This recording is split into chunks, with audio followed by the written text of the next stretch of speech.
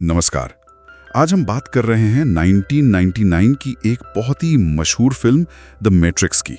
हमारे पास इसका एक विश्लेषण है और ये सिर्फ एक साइंस फिक्शन कहानी नहीं है। हाँ, बिल्कुल नहीं। ये स्क्रिप्ट असल में हकीकत, वहम और कंट्रोल जैसे मुद्दों पर सोचने को मजबूर करती है। तो चलिए देखते हैं ये विश्लेषण क्या कहता है।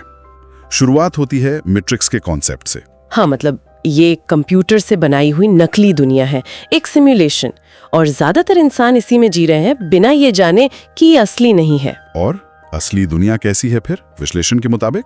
वो तो बहुत बात की है, शायद 22वीं सदी के आसपास की, जहाँ मशीनें हावी हो चुकी हैं। ओह। और इंसान वो सिर्फ एक ऊर्जा स्रोत है, मतलब बैटरी की तरह।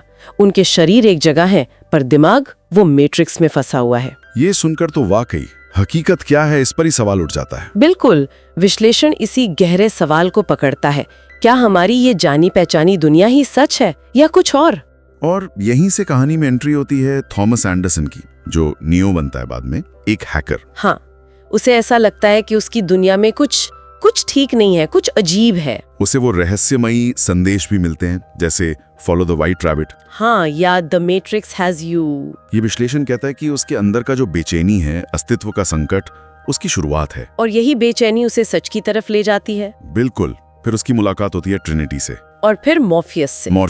वो उसे कड़वी सच्चाई बताता है और फिर वो मशहूर चुनाव सामने रखता है। हाँ, लाल गोली या नीली गोली, रेड पिल और ब्लू पिल। लाल गोली लो तो सच्चाई जानो, चाहे वो कितनी भी तकलीफ दे हो, और नीली गोली मतलब वापस उसी आरामदायक वहम में चले जाओ। और नियो चुनता है लाल गोली। विश्लेषण इस चुनाव को बहुत महत्व देता है ना? हाँ, ये सिर्फ कहानी का हिस्सा नहीं है।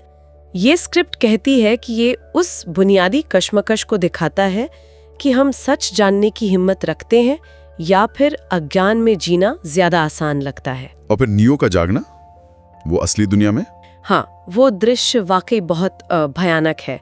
मशीनों के बीच, ट्यूबों में। इसके बाद वो मॉर्फियस की टीम में शामिल होता है, ट्रेनिंग शुरू होती है। उसे मैट्रिक्स के नियम तोड़ना सिखाया जाता है, मार्शल आर्ट्स, ऊंची कूद, गोलियों से बचना। यहीं पर वो देयर इज नो स्पून वाली बात आती है। हाँ, चम्मच है ही नहीं। विश्लेषण कहता है कि ये सिर्फ कोई ट्रिक नहीं है, ये गहरा फलसफा है। मतलब ये कि मैट्रिक्स की जो सीमाएं हैं वो असल में हमारे दिमाग की बनाई हुई हैं।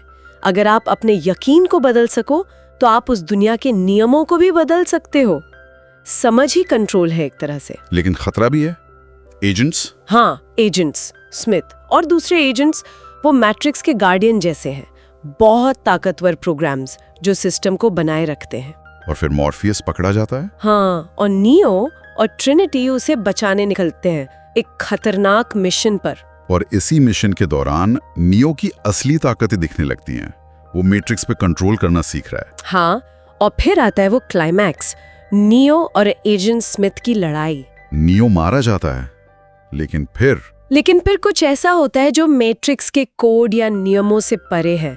ट्रिनिटी का प्यार, उसका विश्वास उसे वापस ले आता है। विश्लेषण इसे चेतना और भावना की जीत की तरह देखता है। बिल्कुल, कि ये ताकतें शायद सिमुलेशन से भी ज्यादा शक्तिशाली हैं। और तब वो बन जाता है द वन। हाँ, वो जो मैट्रिक्स के कोड को देख सकता है, समझ सकता है और बदल भी सकता है, उसे पूरी तरह कंट्रोल कर सकता है। तो कुल मिलाकर ये विश्लेषण फिल्म के कई गहरे मुद्दों को सामने लाता है।